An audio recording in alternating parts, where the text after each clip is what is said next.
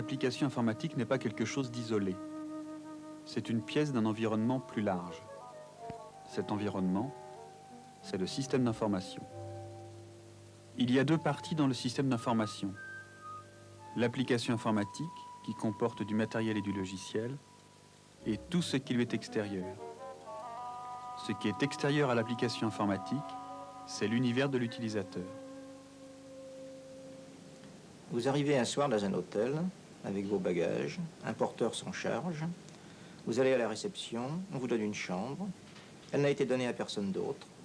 Autrement dit, le personnel de l'hôtel gère l'hôtel et vous permet d'avoir un service confortable.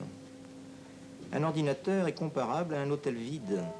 Un ordinateur sans logiciel est un hôtel vide.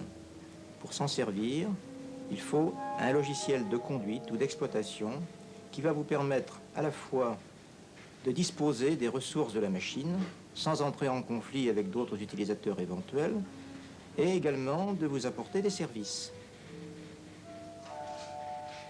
Si on adopte un point de vue uniquement logiciel, le côté informatique se compose de deux parties. Il y a d'une part un logiciel qui est livré en même temps que le matériel. C'est le système de conduite de l'ordinateur. Et d'autre part, les logiciels spécifiques à chaque application des utilisateurs. On étudiera moins le détail du fonctionnement des systèmes de conduite que les principes qui gouvernent leur architecture. Vous imaginez facilement qu'un système de conduite est en réalité quelque chose d'assez compliqué. Et c'est là où on voit apparaître un paradoxe qui est commun à tous les systèmes de grande complexité. C'est qu'il est absolument indispensable de les faire apparaître à leurs utilisateurs comme des choses simples. Sinon, elles sont tout simplement inutilisables. La difficulté d'un système de conduite est en réalité masquée par un mode d'emploi que l'on s'efforce de faire aussi simple que possible. Et réaliser des systèmes d'emploi simple est un excellent terrain d'entraînement à la programmation. Faire du compliqué, c'est à la portée de tout le monde. Mais faire quelque chose de simple, ça c'est vraiment de l'art.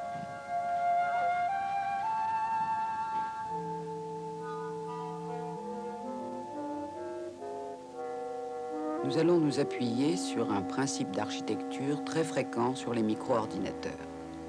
Schématiquement, l'architecture matérielle s'articule autour du processeur, muni de ces registres qui interprètent les instructions des programmes, et du bus de transfert, qui est la voie de communication interne de la machine. Tous les appareils sont connectés au bus de transfert. La mémoire centrale, 2 unités de disquette, une imprimante, un clavier et un écran. À ce niveau, le clavier et l'écran sont 2 appareils différents. Le bus n'est pas terminé. On pourra toujours, par extension, connecter d'autres appareils. C'est sur cette architecture matérielle que s'appuie le système. Mais l'utilisateur ne voit pas tout cela. Il sait qu'il y a des fichiers sur les disquettes, il dispose d'une imprimante, d'une console avec écran et clavier, il sait qu'il y a de la place en mémoire centrale pour exécuter les programmes, et il dialogue avec le système à travers un langage de commande. Le système, c'est ce qui est entre ce que voit l'utilisateur et l'architecture matérielle.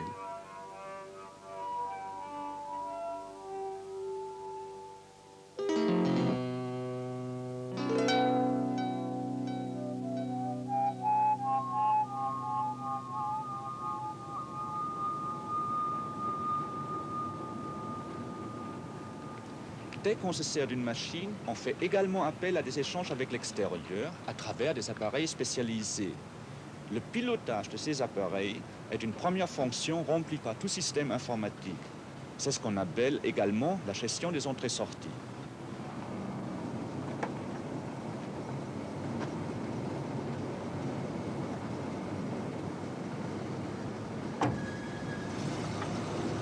Le fonctionnement de ces appareils d'échange est lié au matériel. Il faut le piloter à un niveau très élémentaire.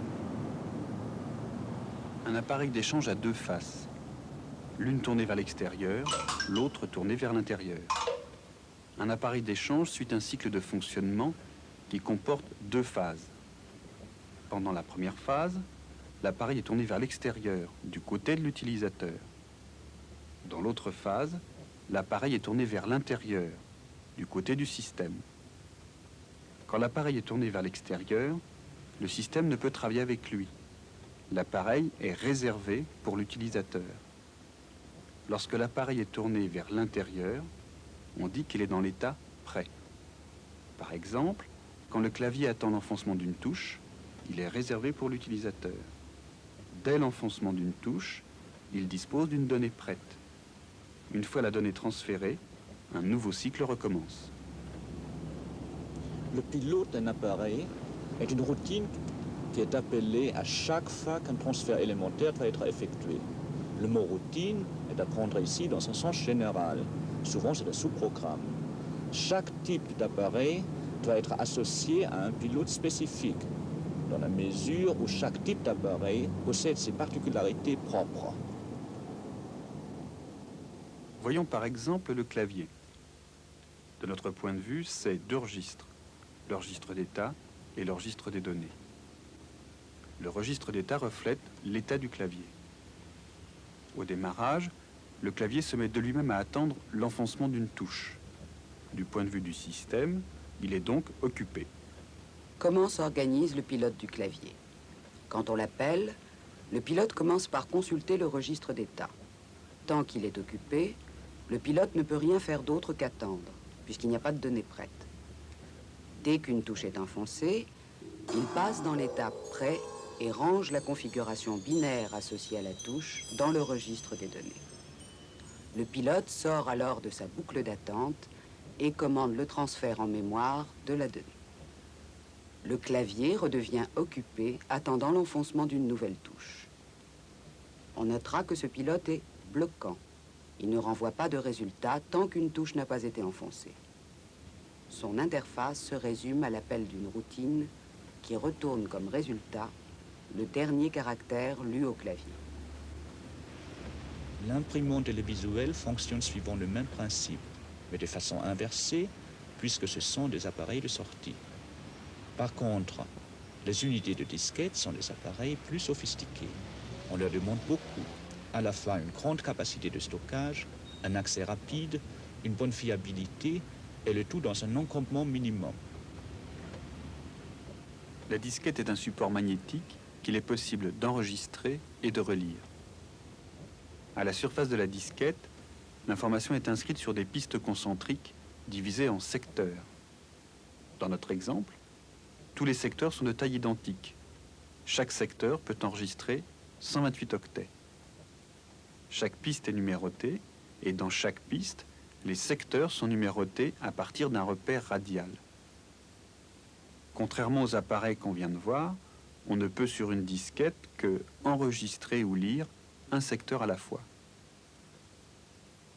Très souvent, l'unité de disquette est complétée par un contrôleur matériel qui enchaîne toutes les étapes du transfert d'un secteur. Quand on appelle le pilote des disquettes, on fournit un descripteur d'échange qui précise un numéro d'unité de disquette, le sens du transfert lecture ou écriture, le numéro de piste, le numéro de secteur dans la piste et l'adresse d'une zone de mémoire centrale émettrice ou réceptrice du transfert selon le sens choisi. Après avoir vérifié qu'il n'y a pas de transfert en cours, le pilote transfère le descripteur d'échange au contrôleur des disquettes. En fait, c'est le contrôleur qui se charge de tout le travail. Le pilote n'a plus qu'à attendre que le transfert du secteur soit terminé. Il est donc lui aussi bloquant.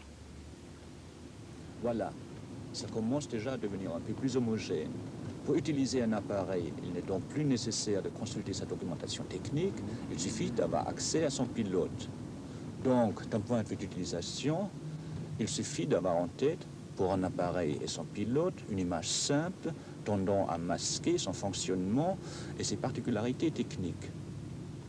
La disquette apparaît comme composée de secteurs repérés par un numéro, leur adresse. Pour l'écran et l'imprimante, presque tout se passe comme s'il s'agissait d'un registre qu'il soit seulement possible de modifier. Et le clavier, un registre qu'il est seulement possible de consulter. L'important, c'est l'interface, l'effet de frontière que produisent les pilotes. Il constitue la première couche du système. Il se produit un phénomène paradoxal. Plus on ajoute du logiciel, plus le système devient complexe. Et pourtant, l'ensemble devient plus homogène. Paradoxalement, en ajoutant du logiciel, on simplifie la façon de penser l'ensemble. Cette façon de procéder, en soi, n'est pas nouvelle. On le fait avec les machines mécaniques. Mais ces machines-là travaillent sur l'énergie. Ce qui est nouveau, c'est de procéder de la même façon avec des machines qui travaillent sur l'écriture. C'est sans doute en partie à cause de ça qu'elles ont rapport au savoir. On ne manque pas d'ailleurs de leur en supposer.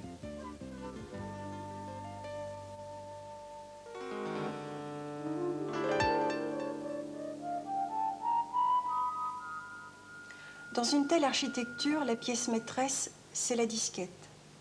C'est elle qui contient les réserves de programmes et de données. Mais pour l'instant, les secteurs sont encore éparpillés sur la disquette. Le pilote donne de la disquette une image trop pauvre pour être pratique à utiliser. On va donc rajouter une nouvelle couche de façon à mieux utiliser la disquette. Comment aimerait-on voir la disquette? Comme on ne connaît pas à l'avance la taille des données ou des programmes à stocker, on aimerait voir la disquette comme composée de suites d'octets de longueur quelconque. Ce sont les fichiers. Sur chaque disquette, on aimerait que soit constitué un répertoire où chaque fichier soit repéré par un nom. Il faut pouvoir créer des fichiers. Un fichier doit pouvoir augmenter de taille ou diminuer de taille. Il faut pouvoir détruire des fichiers. Tout ceci sans qu'à aucun moment il soit nécessaire de se préoccuper de la façon dont ils sont répartis sur les secteurs. Pour obtenir cette image de la disquette, on va donc masquer complètement son organisation en secteurs. Pour masquer, on ajoute du logiciel. C'est comme pour mentir, plus on en rajoute, mieux ça passe. Le logiciel de présentation de la disquette réalise plusieurs opérations.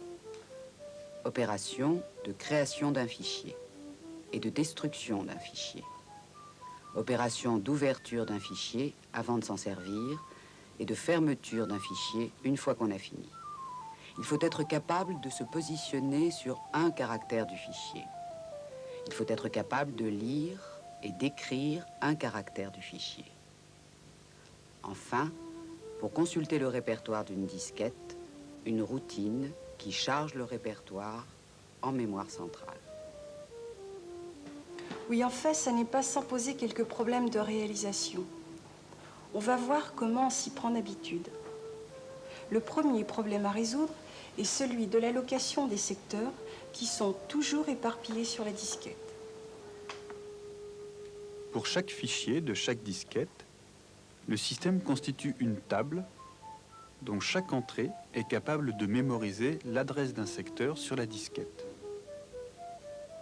Dès qu'un secteur est alloué au fichier, son adresse sur la disquette est mémorisée.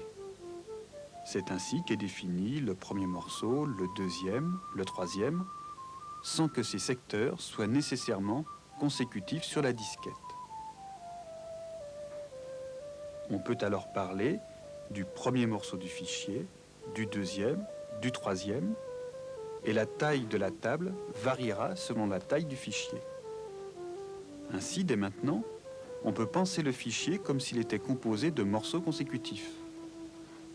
La table est elle-même mémorisée sur la disquette. Le répertoire doit donc contenir un moyen de retrouver la table qui permet de reconstituer la suite des octets du fichier. Oui, mais tout ça, on n'a pas envie de le voir. On va donc le cacher. On dit, à ce moment-là, que le fichier, c'est ça. En fait, c'est l'ensemble de toutes les informations nécessaires pour reconstituer la suite des octets du fichier. Et du côté du répertoire, n'apparaît que le nom utilisateur du fichier. Le second problème à résoudre est celui de l'accès caractère par caractère, sachant que les transferts entre disquette et mémoire centrale se font secteur par secteur. Dès que l'utilisateur introduit une disquette, le système charge le répertoire en mémoire pour retrouver plus vite les fichiers. Avant d'utiliser un fichier, on demande son ouverture. Ouvrir un fichier, c'est d'abord vérifier que son nom existe bien dans le répertoire. Puis, dès qu'il est trouvé, le système charge sa table d'allocation pour localiser plus rapidement les secteurs sur la disquette. Supposons que l'on veuille modifier un caractère du fichier. En lui fournissant son numéro d'ordre, la routine de positionnement calcule le numéro du morceau dans lequel il se trouve et obtient l'adresse du secteur correspondant sur la disquette. Comme il n'est pas possible d'accéder au niveau du caractère, la routine d'écriture commence par charger tout le secteur en mémoire, puis modifie le caractère.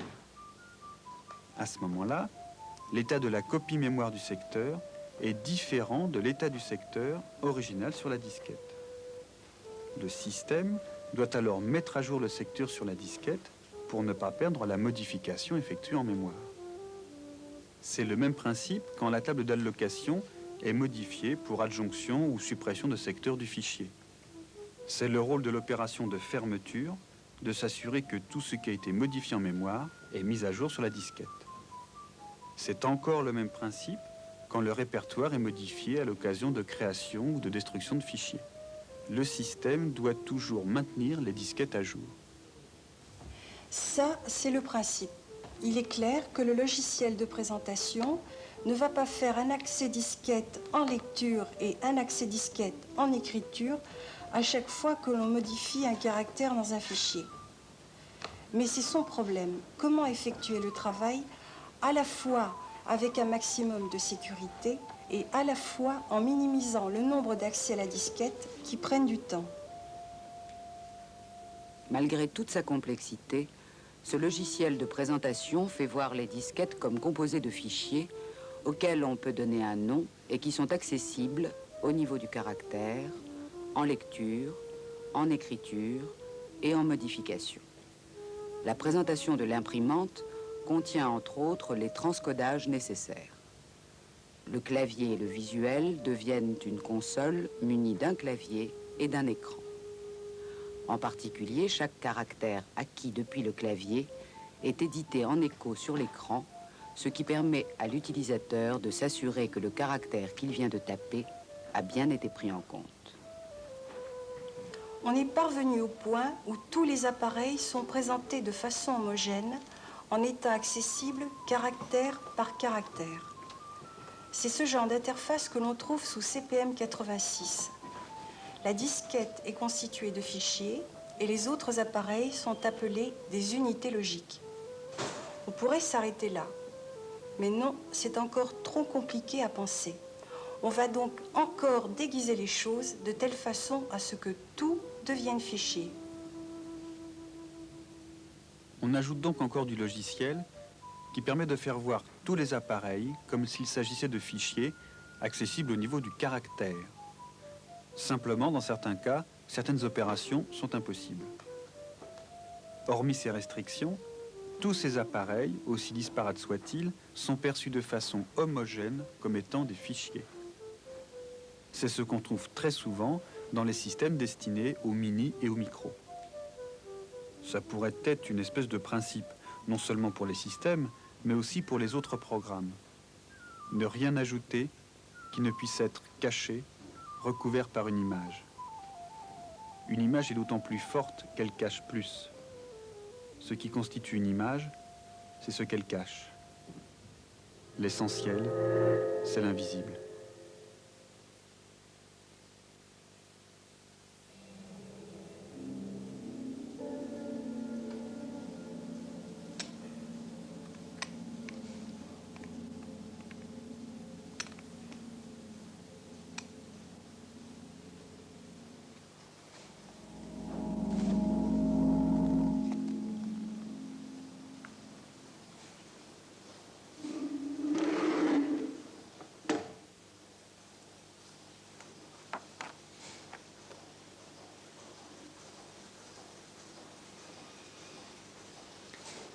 Quand on regarde ce que l'on est en train de faire, on voit que l'on constitue une réserve de morceaux préfabriqués que l'on utilisera à la demande. Pour l'instant, ces morceaux préfabriqués concernent principalement les appareils d'échange, leur pilotage et leur présentation. Mais pour travailler, on a besoin d'autre chose. Il est nécessaire que le système fournisse d'autres services. Par exemple, une routine qui soit capable de lister le répertoire d'une disquette sur la console, une routine qui soit capable d'aller chercher un programme sur une disquette et de le charger en mémoire, une routine qui soit capable de lancer l'exécution d'un programme qui vient d'être chargé et de récupérer le contrôle à la fin, et d'autres services encore qui varient selon les systèmes. C'est le rôle du moniteur d'être un aiguillage vers ces différentes routines. Il comporte une table qui associe à chaque nom de service l'adresse mémoire de la routine correspondante. Lorsqu'un programme veut appeler le moniteur, il fournit comme argument le nom du service demandé, ainsi que les arguments spécifiques à ce service. L'ensemble de toutes ces routines constitue le noyau du système. C'est ce qui est visible d'un programmeur, c'est-à-dire tout ce à quoi les programmes qu'il écrit peuvent accéder. D'une part, tous les services associés aux appareils d'échange, et d'autre part, tous les services disponibles dans le moniteur. Pour l'instant, tous ces services ne sont accessibles qu'à partir de programmes s'exécutant en mémoire centrale. Or, ce que l'on désire, c'est que ce soit l'utilisateur lui-même, depuis son clavier, qui commande le chargement et l'exécution des programmes. Il convient donc de disposer d'un tout premier programme permettant d'établir le lien entre les commandes tapées à la console par l'utilisateur et les services fournis par le noyau du système. C'est le rôle de l'interpréteur du langage de commande. Supposons qu'un utilisateur ait construit un fichier disquette nommé PG qui contient un programme exécutable. Supposons que cet utilisateur désire provoquer le chargement et l'exécution de ce programme. L'interpréteur de langage de commande attend que l'utilisateur tape une commande à la console. Lorsque la commande a été tapée, l'interpréteur vérifie la syntaxe de la commande, puis il se tourne vers le moniteur. Il commence par demander le chargement du programme contenu dans le fichier PG. Le chargeur regarde quels sont les emplacements libres en mémoire centrale, puis commande le transfert depuis la disquette jusqu'à la mémoire. Lorsque le service de chargement est terminé, l'interpréteur demande l'exécution du programme actuellement chargé. Le moniteur lance alors l'exécution du programme. Lorsque le programme est terminé, il rend le contrôle au moniteur qui, à son tour, rend le contrôle à l'interpréteur de commande. La commande est maintenant terminée. L'interpréteur se met en attente de la commande suivante. En séparant bien l'interface du noyau et la syntaxe des commandes, on rend le langage de commande indépendant du noyau. C'est la position adoptée par des systèmes tels qu'Unix et ses dérivés, où l'utilisateur peut même redéfinir son propre langage de commande. Par contre, dans beaucoup d'autres systèmes couramment utilisés, le langage de commande est quasiment indissociable du noyau. On a rejoint maintenant le point de vue de l'utilisateur du système. Le processeur est caché puisqu'à ce niveau-là, on ne programme pas en langage machine. On ne voit que l'interpréteur du langage de commande. Il y a 2 unités de disquette, une imprimante, une console et de la place libre en mémoire pour charger les programmes. Sur les disquettes se trouvent des fichiers et leur répertoire. Voilà, c'est quand tout le système est caché qu'on rejoint la vision de l'utilisateur. Pour passer d'une image à une autre, on ajoute quelque chose, puis on le cache. C'est comme au cinéma. Ce qui compte, c'est ce qui se trouve entre les images, entre 2 plans. On pourrait dire que comprendre, c'est passer d'une image à une autre. C'est changer d'image. Les systèmes, et d'ailleurs toute l'informatique, jouent beaucoup avec les images. L'interpréteur de commande est susceptible de variantes et d'aménagements. Par exemple, ce qui se fait couramment, c'est de rendre implicites les commandes de chargement et d'exécution. Quand un système commence à avoir beaucoup de services, on ne peut pas forcément tous les garder résidant en mémoire. Le moniteur tient à jour la table des services résidant en mémoire. Ceux qui ne le sont pas, on les met sur disquette. Ils sont alors exactement identiques à des programmes utilisateurs. Mais ceci présente un inconvénient. Il faut que l'utilisateur se souvienne de l'endroit où sont stockés les services. Supposons par exemple que soit définie dans un système une commande état qui donne l'état de remplissage d'une disquette. Si ce service est résident en mémoire, il suffit que l'utilisateur tape la commande état pour déclencher son exécution. Par contre, si ce service est stocké sur disquette, l'utilisateur doit préalablement et explicitement demander le chargement et l'exécution du programme. Ce n'est pas très pratique. L'idée consiste alors à rendre la commande de chargement implicite de façon à ce que l'utilisateur n'ait jamais à la mentionner. Quand l'utilisateur tape la commande, le système commence par regarder s'il existe un service résident qui porte ce nom. Si c'est le cas, il l'exécute directement. Sinon, c'est peut-être qu'il s'agit d'un programme, que ce soit un programme utilisateur ou un service non résident, mémorisé sur disquette.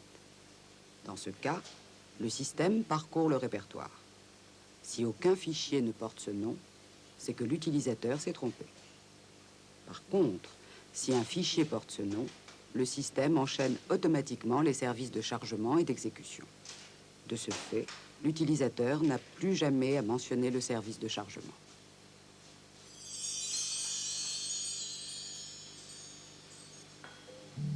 L'informatique, c'est ça. On coupe, on efface et on recolle. Interpréter, c'est retrouver et reconstituer ce qui a été effacé.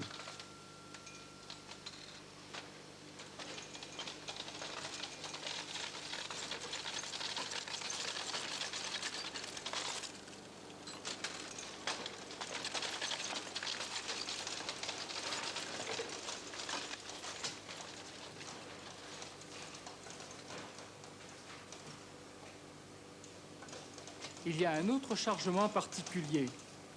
C'est le chargement initial du système. Jusqu'à présent, on a supposé que le système était en mémoire.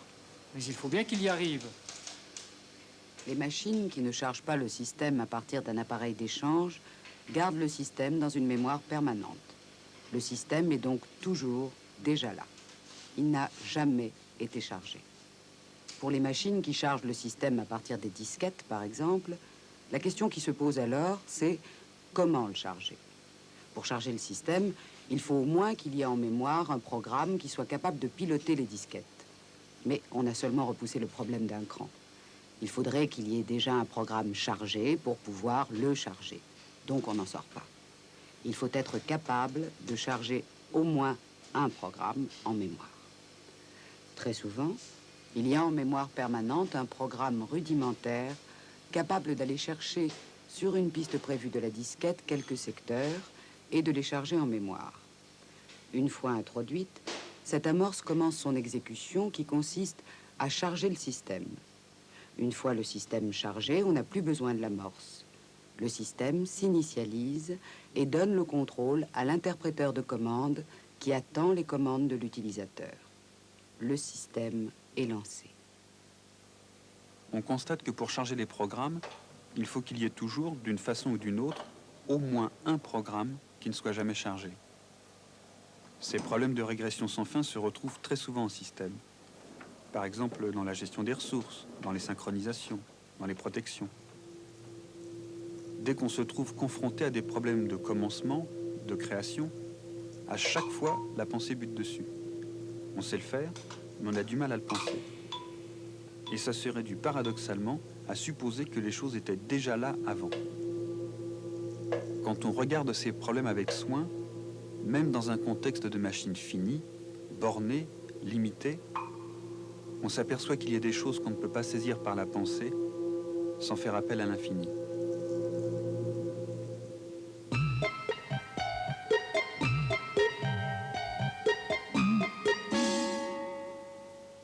Nous sommes toujours dans une situation de type mono-utilisateur. Un seul programme est en exécution sur la machine.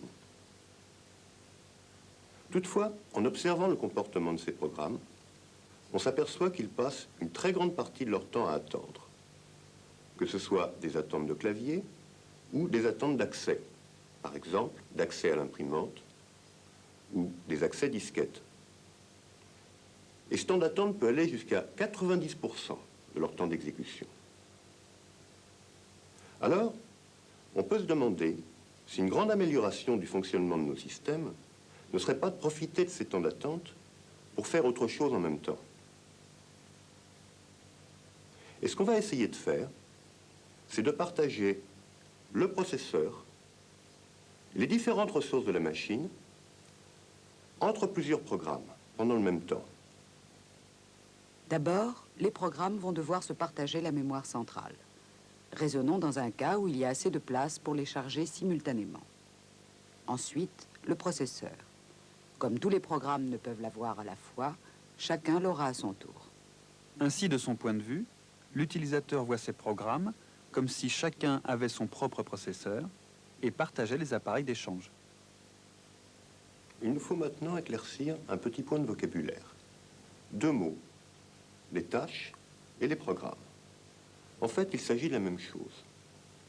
Une tâche, c'est une activité vue en quelque sorte de l'intérieur du système.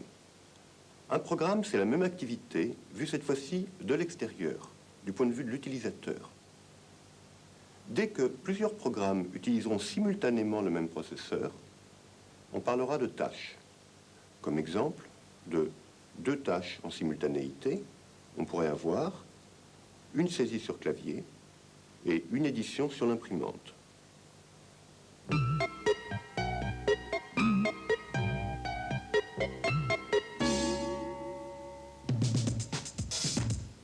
Si les tâches ont le processeur chacune à leur tour, c'est que le système est capable de commuter d'une tâche sur une autre.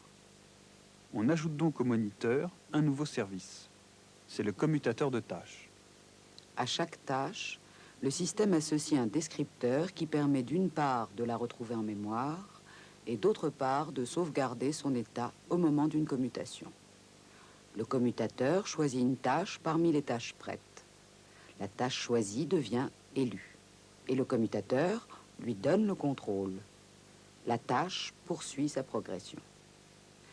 Si, pour une raison ou pour une autre, la tâche ne veut plus progresser, elle appelle le commutateur, qui cherche parmi les tâches prêtes une tâche qui devient élue et qui, à son tour, continue sa progression. Nous savons à présent commuter les tâches. Mais commuter où et pourquoi? Pour ne pas attendre. Où sont les boucles d'attente? Dans les pilotes. C'est donc très naturellement dans les pilotes que nous mettrons les appels au commutateur de tâches. Remontons donc au niveau de la couche de pilotage et raisonnons par exemple sur le pilote du clavier. Supposons que le clavier n'a pour l'instant aucune donnée à transférer. Il est dans l'état occupé. Il y a actuellement une tâche élue qui progresse. Supposons que cette tâche désire acquérir un caractère à partir du clavier. Le pilote commence par consulter le registre d'état du clavier, lequel est dans l'état occupé. Donc le pilote se met à boucler dans la boucle d'attente en attendant que le clavier devienne prêt. Ça peut prendre un temps quelconque, puisqu'on attend que l'utilisateur appuie sur une touche. Mais pendant ce temps-là, la tâche actuellement élue monopolise le processeur et les autres tâches ne peuvent pas progresser. Dans sa forme actuelle, le pilote ne convient plus du tout à nos objectifs. Alors, nous allons modifier la boucle d'attente en y incluant un appel au commutateur de tâches. Dans sa version actuelle, le pilote boucle tant que le clavier n'est pas prêt. La transformation consiste à inclure dans le corps de boucle un appel au commutateur. Comment ça se passe alors? Constatant que le clavier n'est pas prêt, le pilote passe son tour en appelant le commutateur qui peut alors élire une autre tâche. Toutes les tâches prêtes peuvent alors progresser jusqu'à ce que ce soit au tour de notre tâche de se trouver de nouveau élue. Le pilote poursuit sa progression, constate une fois de plus que le clavier est toujours occupé et il n'a rien d'autre à faire que passer à nouveau son tour. On voit nettement que notre tâche ne monopolise plus le processeur pour réaliser son attente, puisque pendant ce temps, ce sont les autres tâches qui progressent. Au bout d'un certain temps, c'est de nouveau autour de notre tâche de se trouver élu. Le pilote constate que maintenant le clavier est prêt. Quelqu'un a dû appuyer sur une touche. Le pilote peut alors effectuer le transfert du caractère et notre tâche continue son travail. Quand on fait le bilan de cette modification, on voit qu'elle tient entièrement à l'intérieur du noyau. Elle est donc invisible de l'extérieur du noyau, si ce n'est que globalement, le travail sera terminé plus rapidement. On voit que là, on fait fonctionner les images à l'envers. On peut toujours modifier ce qui est caché. C'est l'image qui fait l'équivalence, c'est donc elle qui autorise les transformations. Il y a des images qui sont moins des représentations que des instruments de perception. Non pas des images pour montrer, mais des images pour voir.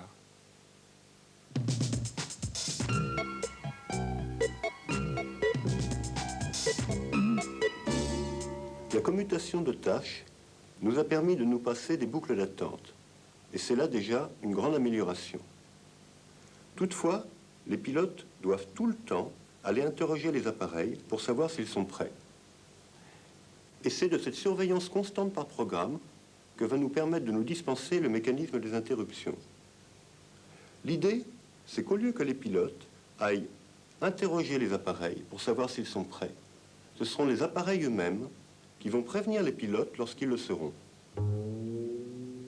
Le mécanisme qui va être mis en place se situe à la frontière du logiciel et du matériel. Lorsqu'un appareil d'échange devient prêt, il va prévenir le processeur. À ce moment-là, le processeur abandonne ce qu'il était en train de faire pour déclencher une routine particulière qui est en quelque sorte une routine qui est exécutée en cas d'urgence. C'est une routine d'interruption. Lorsque cette routine est terminée, le processeur reprend et continue ce qu'il était en train de faire au moment de l'appel. Ceci suppose que le processeur comporte ce mécanisme d'interruption, ce qui est en général le cas. Il va donc nous falloir à nouveau modifier les pilotes. Raisonnons globalement sur un pilote quelconque. La tâche actuellement élue demande un transfert. L'appareil concerné est actuellement occupé et le pilote constate qu'il ne peut rien faire. Il appelle alors le commutateur en lui demandant de bloquer la tâche en cours, qui passe donc dans l'état bloqué. Le commutateur choisit alors une autre tâche. Au bout d'un certain temps, l'appareil concerné passe dans l'état prêt et appelle le processeur pour que la routine d'interruption soit déclenchée. Il est alors possible d'effectuer le transfert puisque l'appareil est prêt. Il reste à appeler le commutateur pour faire en sorte que la tâche qui avait demandé le transfert puisse à nouveau être en mesure de progresser. L'interruption est terminée et la tâche qui était en cours d'exécution est reprise. Au bout d'un certain temps, notre tâche peut de nouveau être élue, lui permettant ainsi de continuer. Dans cette façon de procéder, on s'aperçoit que les pilotes sont coupés en deux morceaux.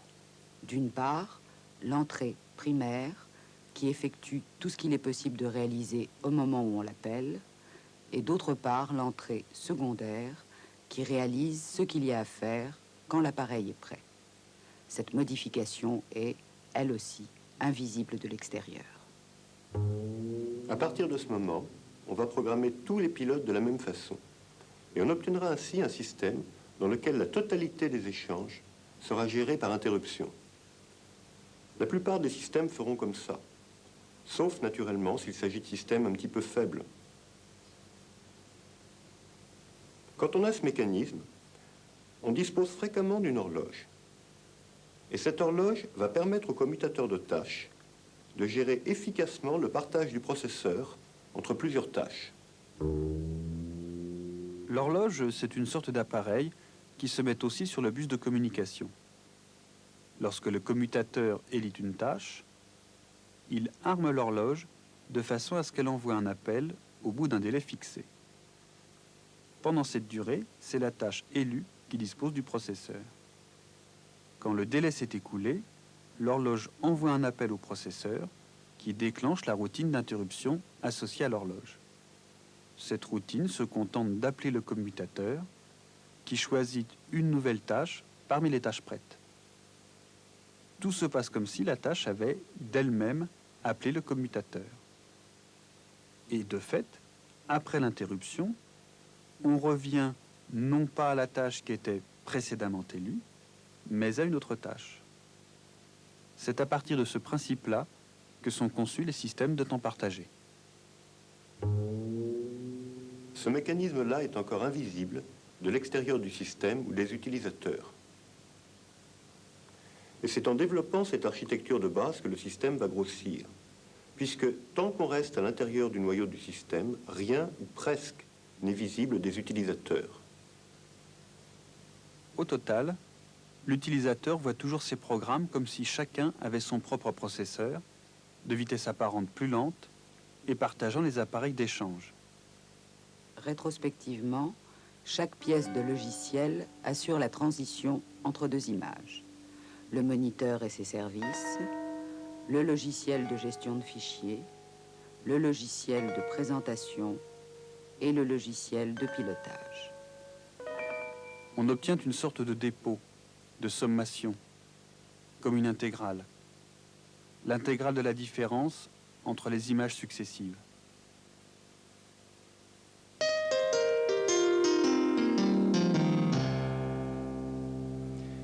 Il existe toujours des chaînes de programmes qui nécessitent de la puissance de calcul et de la rapidité. D'autres ont besoin de grandes quantités d'informations en ligne et ne peuvent être gérées par des micro-ordinateurs. Il y a donc toujours nécessité de gros systèmes informatiques. Ces systèmes s'appuient généralement sur un processeur puissant et rapide et sur une mémoire centrale de grande taille. Les configurations comportent en général beaucoup d'appareils, des unités de disque, des imprimantes, des lignes de transmission, des consoles et d'autres appareils encore, selon. Le noyau du système se développe alors en conséquence, mais son principe reste comparable à ce que l'on a déjà vu. Dans ces systèmes, tous les appareils sont vus au travers d'une présentation fichier. Ces matériels sont coûteux. Plusieurs utilisateurs s'en partagent donc les ressources. Du point de vue du système, ils ne se connaissent pas et leurs applications associées ont tendance à être indépendantes les unes des autres. Raisonnons par exemple sur un système qui associe une application à chaque utilisateur travaillant à sa console. Donc de son côté, chaque utilisateur réduit tout l'ensemble à son point de vue propre. Il considère qu'il dispose pour lui tout seul d'une console, d'un processeur, de l'espace mémoire nécessaire à l'exécution de ses programmes, de ses propres fichiers et de fichiers qui sont mis en commun. Ça, c'est pour un utilisateur, mais ils sont plusieurs. Chacun voit l'ensemble selon son point de vue et se croit seul sur une machine. Je ne vous apprendrai rien en vous disant que dès qu'il y a plus de 2 personnes quelque part, ça ne va jamais tout seul. Dans les systèmes, c'est pareil. Il y a risque de conflit. La gestion des ressources et les protections tentent de résoudre au mieux ces conflits. Car au fond, une ressource, qu'est-ce que c'est? C'est ce qui risque de venir à manquer. Et qu'est-ce qui risque de venir à manquer? Bien, tout ce qui a été mis en commun. Par exemple, la mémoire centrale. Que faire quand il n'y a pas assez de place pour répondre à toutes les demandes de chargement à la fois? Il n'y a qu'une chose à faire, attendre qu'il y ait de la place. Sans compter les problèmes sous-jacents. Comment et à quel endroit charger pour utiliser au mieux la mémoire? Faut-il charger toute une application à la fois? Et surtout, dans quel ordre charger les applications? Il y a également gestion des espaces disques. Comment allouer l'espace disque pour perdre le moins de place et en même temps ne pas ralentir les accès au disque? Quand il y a plusieurs demandes de transfert en attente, laquelle servir en premier? On a déjà vu que l'allocation du processeur supposait des choix. Quelle application élire parmi celles qui sont prêtes? Pendant combien de temps lui donner le processeur? Les réponses à ces questions exigent des compromis. Compromis entre de l'espace et du temps. Par exemple, attendre que la mémoire se libère. compromis entre du temps et des dispositifs matériels. Par exemple, augmentation de la taille mémoire. Bref, à ce stade, il n'est pas possible de gagner d'un côté sans perdre de l'autre. Pour ce réaliser, le système prélève déjà sur ce qui est disponible. Du temps pour l'exécution des routines de gestion, de la mémoire pour les ranger. Dans un tel contexte, il n'y a pas de gestion qui soit satisfaisante pour tous les cas de figure. Chaque système se définit autour d'une politique qu'il tente de réaliser au mieux. Le reste, il le fera peu ou pas. Dans ces conditions, le noyau du système prend vraiment une importance décisive. D'un premier point de vue, il apparaît comme une sorte d'obstacle qui s'interpose entre les différentes parties en présence. Il n'est plus seulement une collection de routines préfabriquées comme dans les systèmes simples, mais, sous couvert des services qu'il rend, par leur nombre et leur importance, il oblige à ce qu'on passe par lui. Donc, d'un deuxième point de vue, c'est un organe de communication. Organe obstacle. Pas moyen de communiquer sans passer par lui. Ce privilège considérable entraîne un devoir non moins considérable, celui d'assurer les communications au mieux, c'est-à-dire au moins d'être un bon gestionnaire par rapport à la politique qu'il s'est fixée. Mais on attend aussi de lui qu'il maintienne l'intégrité de chacun. C'est la question des protections. Le noyau du système devient alors l'instrument mis à la disposition des applications pour que chacune respecte la volonté des autres. Aucune application, au cours de son exécution, ne doit pouvoir modifier, par erreur ou par malveillance, d'autres emplacements de mémoire que les siens, aussi bien ceux des autres applications que ceux du système. Aussi, chaque application est-elle confinée dans son espace propre. Cette protection est réalisée par le processeur pendant la traduction des adresses. Même chose pour ce qui concerne les appareils. Aussi, le processeur refusera aux applications d'exécuter les instructions qui portent sur les appareils communs. Il ne reste pour le système qu'une seule solution. Tout accès à ce qui est commun passe par une requête adressée au noyau. Le noyau examine alors le bien fondé de la requête, si la ressource existe bien, et surtout si l'application qui présente la requête dispose des droits d'accès nécessaires. Entre autres, par exemple, droit d'accès à des fichiers communs ou droit d'accès à un fichier d'une autre application. C'est lorsque ces conditions de protection sont remplies que chaque application peut se penser comme indépendante des autres, tout en ayant la possibilité de communiquer et de partager avec elle certaines informations. On pourra remarquer que le système, lui, n'est ni protégé ni contrôlé par quiconque. Il est hors la loi. On sait depuis les Grecs qu'il n'est de république sans un minimum de vertu. La vertu du système, c'est sa correction. Dans de tels systèmes, la gestion des ressources est une affaire de politique, la protection, une affaire de morale.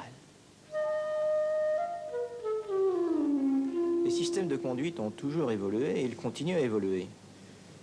Et une première raison, c'est la nécessité de tenir compte des caractéristiques actuelles des ordinateurs.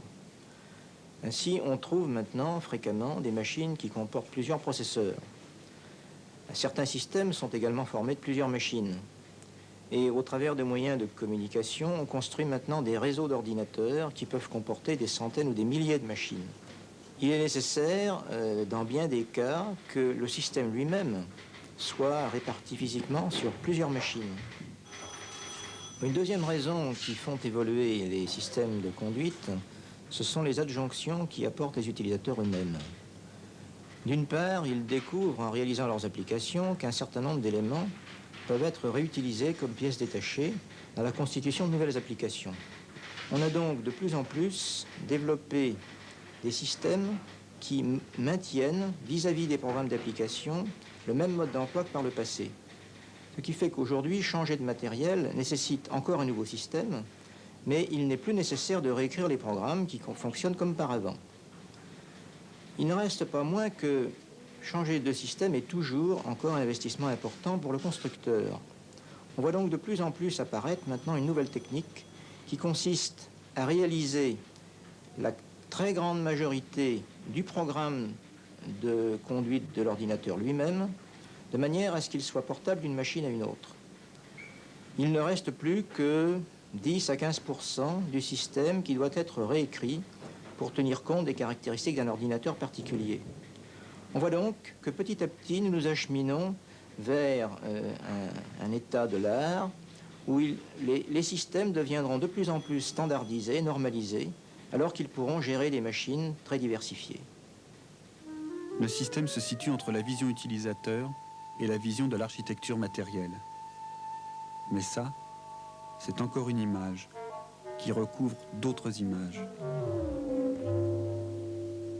On dit que ce sont des machines qui traitent de l'information, mais peut-être ce qui est plus important, c'est qu'il s'agit de machines qui travaillent dans l'écriture. Et dans ces écritures-là, il n'y a rien à comprendre. C'est peut-être pour ça qu'on ne peut pas se passer des images, pour interpréter, déchiffrer ces écritures. Parce que les images, ça permet de se débrouiller un peu avec l'écriture. Il y a un rapport étrange entre l'image et l'écriture. Alors, s'il y a énigme quelque part, ce n'est ni dans les machines, ni dans les mathématiques qu'il faut chercher. C'est l'écriture elle-même qu'il faut interroger.